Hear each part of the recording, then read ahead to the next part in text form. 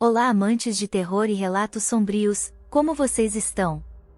Antes de começar o vídeo de hoje, gostaria de agradecer a cada um de vocês pois batemos a marca de 500 inscritos no canal, e como forma de agradecimento, separei duas macabras e horripilantes histórias de terror, mas antes, se possível, deixe o like no vídeo e se inscreva no canal para batermos a meta de 1000 inscritos, ficarei muito grata, e agora vamos aos relatos de hoje. 1. Não gosto de olhar embaixo da cama. Tenho 32 anos e até hoje tenho medo de levantar à noite. Aos 20 anos minha mãe me brigou por eu ter feito xixi na minha cama, é que não tive coragem de levantar à noite para ir ao banheiro. Não vou. De jeito nenhum. Mas tudo realmente começou quando eu tinha 11 anos. Eu tinha ganhado uma cama de presente da minha tia. A cama era linda, era rosa, cheia de detalhes de coração, fiquei encantada, mal esperava para dormir nela. Então anoiteceu, fui logo para a cama, mas antes, dei um beijo no meu pai e na minha mãe. Quando fui para o meu quarto, notei uma coisa estranha, estava escuro, mas eu vi alguém entrando debaixo da minha cama. De cara eu pensei que era meu irmão mais velho, ele fazia isso na minha cama antiga. Se escondia debaixo dela para me assustar. Sai daí, Cláudio, eu te vi. Eu chamei pelo meu irmão 2 vezes. Mas nada, ele não saiu, então eu acendi a luz e olhei debaixo da cama e não havia ninguém. Saí do quarto assustada, quando olhei para o corredor, o Cláudio estava vindo do banheiro, então eu o chamei. Cláudio, eu pensei ter visto você entrando debaixo da minha cama. Mas quando eu fui ver não tinha ninguém. Ele me olhou desconfiado, mas depois riu. Deve ser o bicho papão te esperando. Fiquei arrepiada quando ele disse isso, nunca tinha sentido algo assim. Não tem graça. Estou com medo. Vai lá ver. Eu chorei, insistindo para ele ir lá no quarto comigo. Então ele foi, acendeu a luz e olhou embaixo da cama. Não tem nada aqui, boba, essas coisas não existem, então vai dormir. Qualquer coisa estarei no quarto ao lado, tá bom? É só me chamar. Aquelas palavras me tranquilizaram um pouco, pois eu sei que meu irmão dorme até tarde, pois ele fica no celular falando com a namorada. Então apaguei a luz do meu quarto e fui para a cama. Estava só deitada pois demorei para pegar no sono. Mas eu me lembro bem, quando eu estava cochilando eu senti a cama mexer. Só um pouquinho, mas eu juro que mexeu. Então eu gritei. Meu irmão veio rápido e acendeu a luz. O que foi? Viu uma barata? Ele perguntou. Eu levantei e fui até ele. A cama se mexeu. Tem alguma coisa debaixo dela. Eu gritei assustada. Ele olhou novamente, ligou a lanterna do celular e dessa vez me chamou para olhar também. Está vendo, não tem nada. Foi um pesadelo, maninha. Volta pra cama, está bem? Olha, deixa a porta do seu quarto aberta, eu vou deixar a porta do meu aberta também. Ele disse isso um pouco irritado e voltou para o quarto. Me senti uma boba. Talvez tenha sido isso mesmo, só um pesadelo. Pois bem, mais uma vez fui para a cama, dessa vez com a porta do quarto aberta, de lá dava para ver o quarto do meu irmão que ficava bem de frente, percebi que a luz do celular estava ligada, que bom, fiquei tranquila por ele ainda estar acordado. Depois disso não lembro, acho que peguei no sono rápido, e quando me assustei, vi que estava tudo escuro, meu irmão já estava dormindo. Senti um calafrio. Comecei a olhar em volta do meu quarto, na escuridão, quando eu vi, no canto da parede, alguma coisa estava lá. Era estranho, não parecia humano, tinha longos braços, o corpo era estranhamente magro, como se os ossos estivessem colados à pele. Ele estava de frente para a parede, bem no canto, parecia estar tremendo. Respirei fundo, acho que ele ouviu. Porque ele virou olhando direto para mim. Corri em direção ao quarto do meu irmão, pulei chorando em cima dele, que se assustou. Você está ficando louca? Ele me perguntou irritado pelo susto. Ele acendeu a luz do quarto dele e eu olhei para o meu quarto. Eu vi aquela coisa se arrastando para baixo da cama. Cláudio. Olha. Você viu? Perguntei a ele. Ele não viu, mas acendeu a luz, foi até lá, e não havia nada embaixo daquela cama. Cláudio, posso dormir com você? Eu perguntei, ainda tremendo de medo. Meu irmão ficou assustado, ele não viu nada, mas ele viu o quanto eu estava com medo. Papai e mamãe acabaram acordando e foram lá, eu contei o que eu vi, meu pai olhou e arredou a cama, e nada. Mais uma vez meu irmão insistiu que foi só um pesadelo, mas ele pegou o meu cobertor e fomos dormir no quarto dele.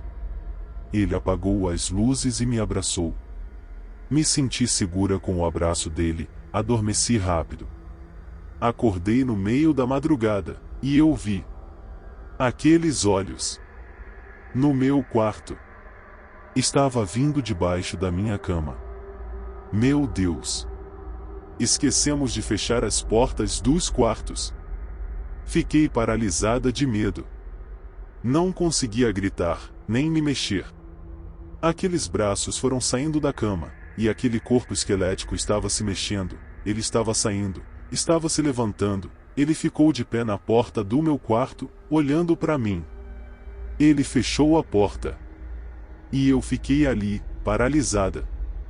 Quando acordei, o sol já estava brilhando. Meu irmão Cláudio já havia levantado, ele sai cedo no fim de semana para jogar bola. Papai já devia ter saído para o trabalho. Caminhei até a cozinha e encontrei um bilhete deixado pela minha mãe. Dizia que ela havia saído para a feira e não iria demorar. Eu olhava para o meu quarto, que estava ainda com a porta fechada. Respirei fundo, peguei uma faca de cozinha e fiquei na frente da porta. Eu abri, meu quarto estava escuro, as persianas da janela do quarto estavam fechadas, a luz não entrava ali. Mas como o interruptor ficava bem perto da porta, acendi a luz. O quarto estava vazio. Meu celular estava no criado mudo ao lado da cama. Fui pegar o celular para ligar logo para mamãe, ela estava demorando, e eu não queria ficar sozinha, não depois de ontem. Fui andando devagar, com a faca na mão, peguei o celular e comecei a discar para minha mãe. De repente a luz apagou. Meu Deus! Uma queda de energia! Fiquei paralisada, congelada, quando senti aquela mão fria agarrando meu pé. Ele me puxou. Eu caí. Bati com a cabeça no chão. A faca caiu da minha mão.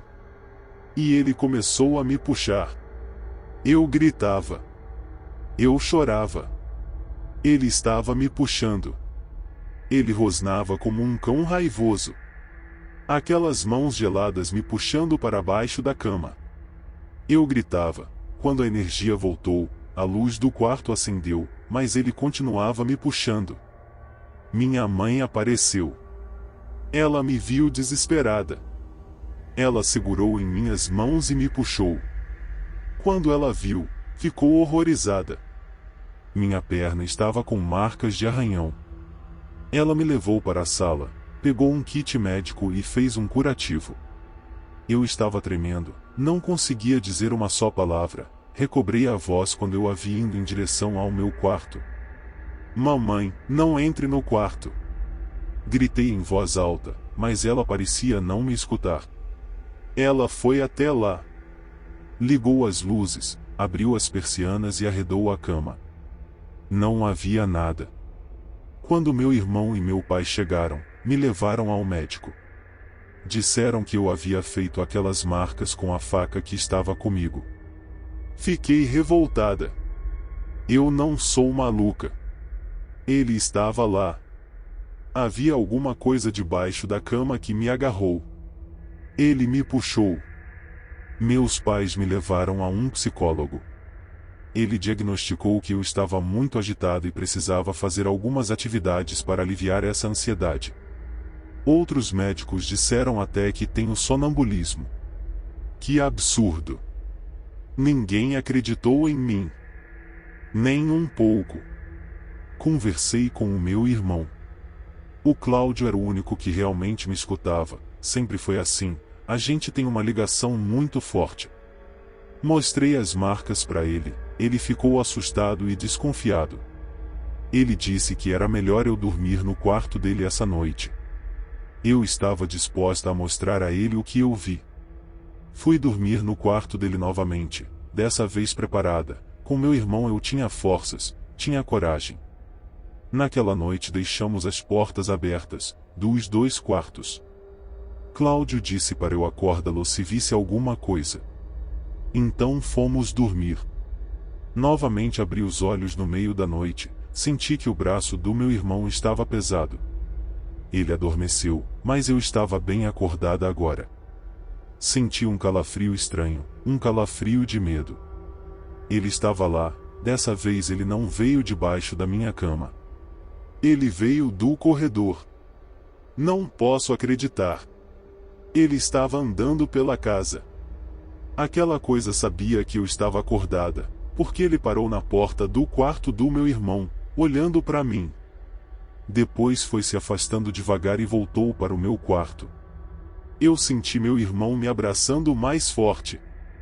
Meu Deus! Ele também viu. Fique aqui. Cláudio sussurrou em meu ouvido, foi se levantando devagar, acendeu a luz do quarto dele e foi em direção ao meu quarto. Ele acendeu a luz, depois apagou, fechou a porta e voltou para perto de mim. Cláudio. Você viu? Eu perguntei a ele sentindo um arrepio. Ele não disse nada, mas estava gelado e tremendo. Vamos dormir. Essas foram as palavras dele, mas nenhum dos 2 dormiu. Pela manhã, meu irmão não quis falar sobre o assunto de ontem à noite, mas conversou com a mamãe e o papai e disse que era melhor eu e ele ficarmos no mesmo quarto, até meu tratamento com o psicólogo terminar, então mudaram minha cama para lá, e o meu quarto virou um pequeno depósito. Eu pedi uma outra cama, então vendemos aquela que minha tia havia me dado, e compramos uma nova, e também, um abajur. Eu não queria mais dormir no escuro, mesmo se estivesse no mesmo quarto que meu irmão. Então tudo isso foi feito. Fiz aulas de teatro, música, para aliviar a ansiedade que aqueles especialistas disseram. Finalmente, achei que todo aquele pesadelo havia passado. Estava com uma cama nova, um abajur, e agora eu não dormia mais no escuro. Mas numa certa noite, eu acordei apavorada, minha cama estava tremendo. E de repente, parou. Meu Deus! Ele está aqui. Está aqui no quarto do meu irmão. Pensei que era a cama, ou o meu quarto, mas sou eu, ele está aqui por mim. Hoje sou casada, tenho 2 filhos que dormem em outro quarto com abajur. Eu e meu marido dormimos no quarto ao lado. Um dia contei a ele o que aconteceu, mas ele achou que era uma fase de adolescente, algum pesadelo. Até hoje durmo com o abajur ligado, e nunca mais olhei embaixo da cama, nem para limpar. Quem faz isso é a empregada, de dia. Acredito que ele veio comigo, pois escuto ruídos à noite, mas não abro os olhos por nada. Ele deve estar ainda debaixo da cama, escondido, me esperando. 2. As vozes. Terror é minha paixão. Na ficção, é claro. Sou um velho padre que, nas horas de folga, tem o hobby de escrever. Minha especialidade são os contos. Também escrevo algumas crônicas, mas as histórias de mistério, suspense e horror fazem parte de minha vida desde que me conheço por gente, como dizem por aí. Estranho, não? Um padre criando contos de horror. Passo grande parte do dia aqui na igreja da paróquia, assistindo ao povo e ansiando pela chegada da noite, momento em que sento ao computador e deixo a imaginação criar asas. Gosto de brincar com as figuras de linguagem, e imagino se a catarse pretendida acontecerá em meus leitores. Mantenho uma página na internet, na qual posto meus textos, e posso dizer que sou um autor bastante lido, embora não me considere profissional. Recebo comentários, na maioria das vezes positivos, e essa interação me motiva a escrever mais e mais. É claro que recebo críticas, afinal um padre contando histórias de fantasmas causa estranhamento. Às vezes, para não dizer toda noite, vou dormir bem tarde, pois perco a noção do tempo enquanto o som do meu teclado toma conta da pequena sala na qual me encerro. Por mais interação com meu público leitor, tive a ideia de criar um concurso em meu site. Dentro do prazo de uma semana receberia, por e-mail, enredos de um conto de terror. A melhor ideia, por mim selecionada, se transformaria em uma história e, obviamente, teria na assinatura a coautoria. Postei a ideia no site. Estava empolgado com o projeto. Nos primeiros 3 dias já havia recebido vários e-mails com sugestões. A grande maioria, tramas sem originalidade, amontoados de clichês e cópias de coisas que já existiam. Casas com fantasmas e exorcismos estavam entre os temas mais citados. Mas havia alguns enredos que poderiam ser aproveitados. De qualquer forma, ainda tinha mais 4 dias para receber outras sugestões. No 4º dia, à noite, verifiquei decepcionado que, em minha caixa de entrada, só havia uma nova mensagem. Era um endereço de e-mail com caracteres aleatórios, letras e números, que não formavam sequer um nome que pudesse identificar quem o teria enviado. Quando abri a mensagem, não havia um olá, não havia nenhuma apresentação pessoal. Apenas um parágrafo que parecia ser, à primeira vista, um conto de horror. Ora, fui bem claro em minha postagem. Eu queria o enredo, a trama, e eu emprestaria minhas mãos, minha habilidade, para transformá-lo em uma história. Tal pessoa não teria entendido a proposta e enviou-me o início de um conto. Talvez tenha entendido que faria o primeiro parágrafo e eu o terminaria? Fechei o notebook e aproveitei para dormir mais cedo, pensando nas sugestões que tinha até então. 5º dia à noite. Era uma sexta-feira. Havia mais mensagens, pelo menos umas 5. Voltei a ficar empolgado com o projeto, mesmo porque as ideias anteriores estavam um pouco desinteressantes. Eu precisava de algo realmente original, algo que, com a minha habilidade com palavras, se tornasse uma grande história. Entre os e-mails recebidos naquele dia, reconheci o mesmo endereço do dia anterior. Além de não entender a ideia do concurso, não leu a regra que dizia ser possível apenas uma participação por pessoa, pensei. Mesmo assim, cliquei e abri a mensagem. Novamente, nenhum boa noite ou coisa parecida. Sem nomes. Somente um parágrafo que reconheci não ser o mesmo do dia anterior. Lendo as primeiras palavras, percebo não ser início de um texto. Aquilo me deixou cismado e resolvi olhar a mensagem anterior que havia ignorado. Minhas suspeitas se confirmaram. O primeiro e-mail continha a introdução de um texto e, no segundo, a continuidade do mesmo. Então alguém queria me mandar um conto inteiro. Mas por que fazia-o de forma fracionada? Instigado, esqueci os outros e-mails e iniciei a leitura. O texto em si era muito bem escrito. Aliás, eu diria ser impecável. Como hábito, procurei por erros de ortografia, concordância, digitação, mas, se algo assim havia, não fui capaz de perceber.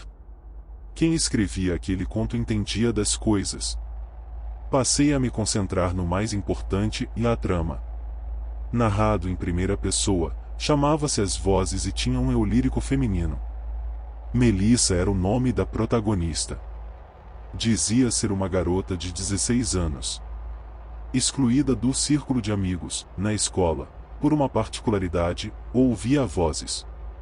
Demorou um tempo para procurar a ajuda dos pais, pois temia que a considerassem louca.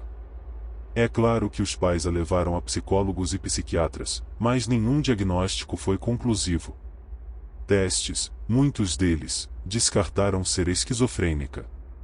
Logo a notícia de que teria transtornos psiquiátricos se espalhou e, na escola e em sua rua, passou a ser vista como uma aberração.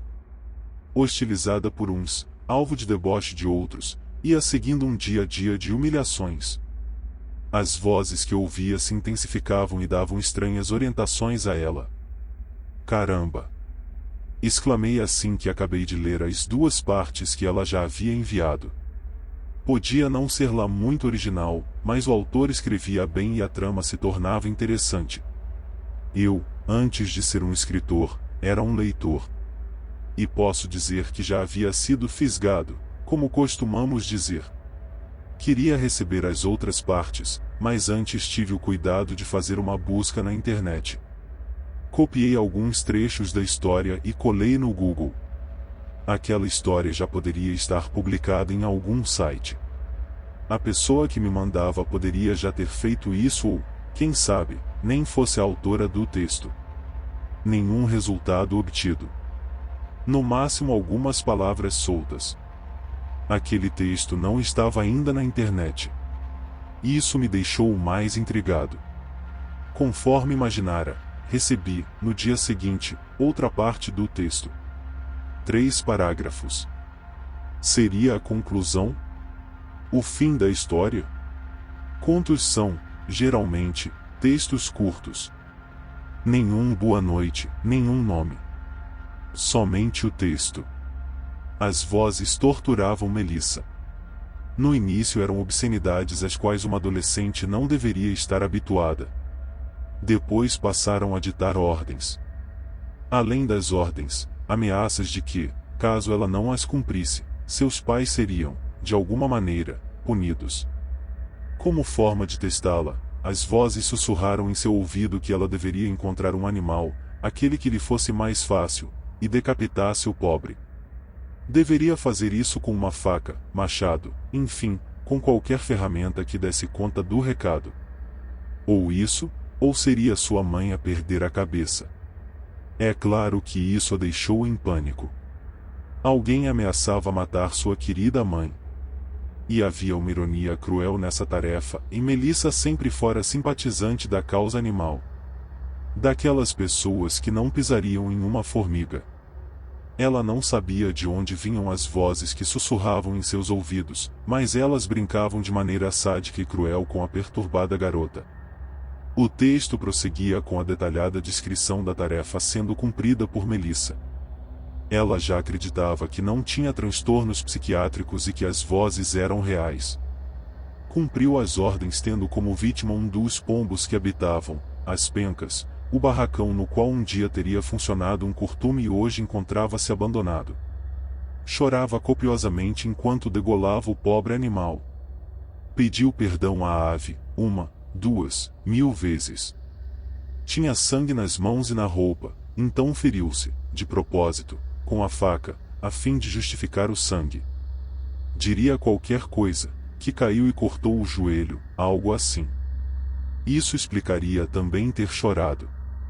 Enquanto realizava a tarefa, ouvia risos insanos e histéricos.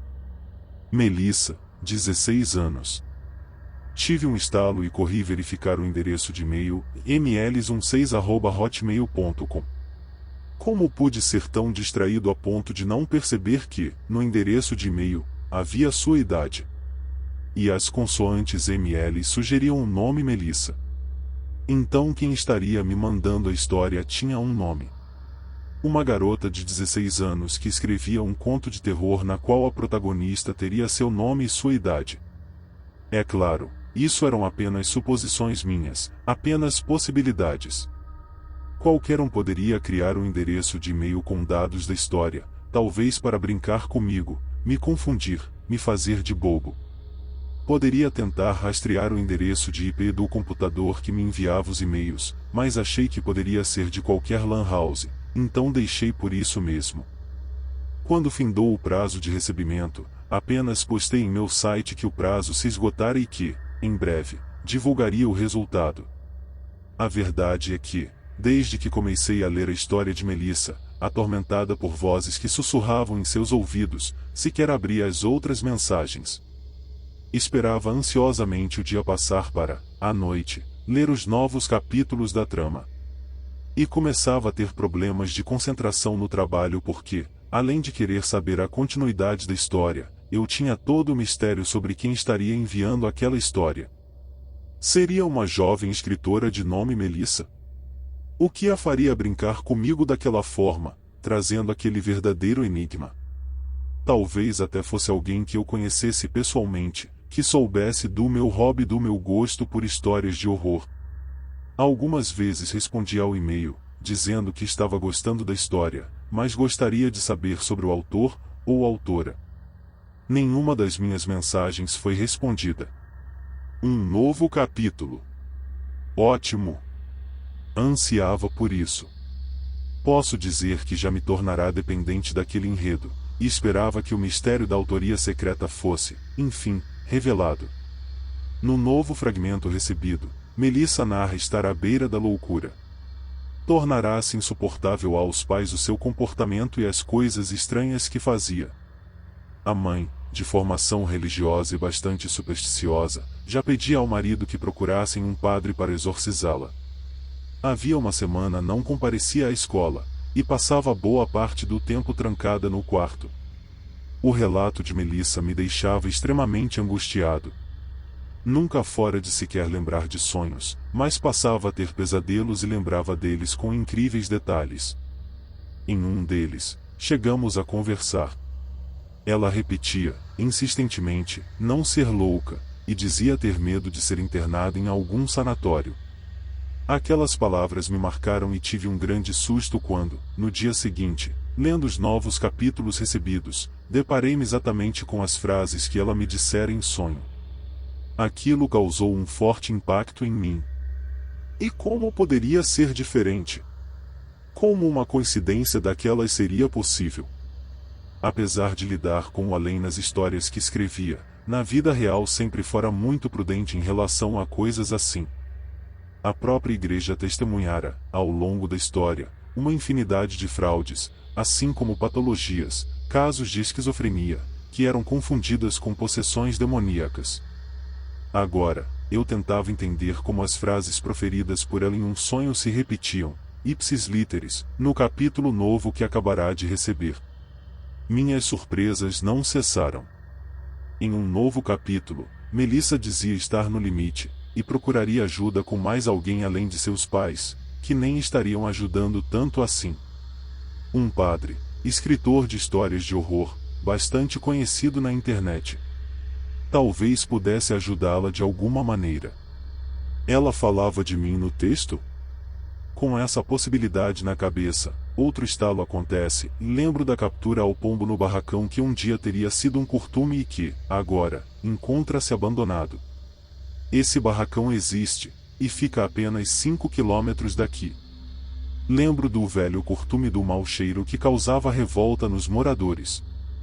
Assim como o endereço de e-mail, como não percebi mais essa pista? Melissa existia, e estaria morando próximo dali, e precisaria averiguar, ela clamava por ajuda, e eu teria que ser cauteloso. Começaria pelo barracão. Naquele dia, deixei de lado os compromissos da paróquia. Também não era dia de missa. Chegando em frente ao velho curtume, estacionei e fiquei um tempo dentro do carro, observando. Estava abandonado havia muito tempo, pelo menos 10 anos. Parte do telhado estava destruído. Pombos tomavam conta da área. Lembrei do pobre que Melissa teria sacrificado em cumprimento às ordens recebidas. Olhei atentamente ao redor.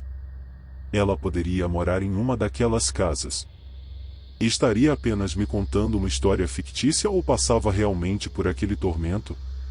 Não tirava da cabeça as frases que ouvirá, primeiro em sonho e, depois, no capítulo recebido. Estaria enlouquecendo em uma vida dedicada ao sacerdócio e nunca testemunhara casos de vozes e possessões, mas também não poderia negar que algo daquela natureza estivesse realmente acontecendo. Disfarçadamente, saio do carro e me dirijo ao velho curtume. Talvez fosse psicológico, mas parecia sentir o característico e repulsivo cheiro de quando aquele lugar ainda estava ativo. Não há trancas na grande porta, que rende quando a empurro. Está tudo muito sujo. Fezes de pombos por toda parte. Esperava encontrar, em algum lugar, marcas de sangue que indicassem a cruel tarefa que Melissa fora obrigada a cumprir. O lugar parece ter uma energia negativa, e não é por menos, seres vivos, inocentes, perderam a pele para que nós usássemos cintos, sapatos e jaquetas. O cheiro que em minha memória estaria marcado era, de certa forma, o cheiro da morte desnecessária, da morte sem razão de ser. Então a vejo sentada a um dos cantos de uma sala suja, com as costas encostadas à parede. Veste calças jeans, camiseta e tênis. Está com o rosto voltado para baixo e os cabelos loiros cobrem suas feições. Eu tinha certeza que era Melissa, eu a havia encontrado. Ela soluçava.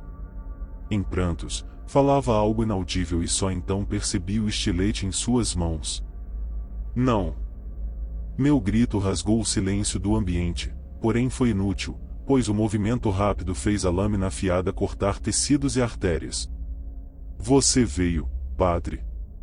Invisto em sua direção, já preparado para estancar, talvez com a minha camisa, aquele corte, subitamente, uma espécie de flash me deixa momentaneamente cego e desorientado. Quando consigo vislumbrar novamente a sala e suas bancadas empoeiradas, não a vejo mais, não entendi o que tinha acontecido, apenas que não estava mais ali. Não havia uma gota de sangue no chão imundo. Sinto o estômago embrulhar e saio cambaleando. Não consigo evitar e acabo vomitando sobre meus próprios pés. Senti a falta de ar. Precisa de alguma ajuda, padre? O senhor está bem? De joelhos e limpando a boca com a manga do casaco, olho na direção da voz e vejo um menino, 14 ou 15 anos, que demonstra preocupação com minha condição. Não, agora que vomitei vou melhorar, obrigado, rapaz. É o cheiro da morte, padre, e esse cheiro impregnou o lugar e nunca vai sair daqui. Minha mãe sempre diz isso. Parecia que teria lido minha mente. De qualquer maneira, parecia inútil continuar ali. Veio atrás dela, padre? Aquela pergunta me causou calafrios. Como assim? Do que você está falando? Repliquei com a voz trêmula. A Melissa, padre.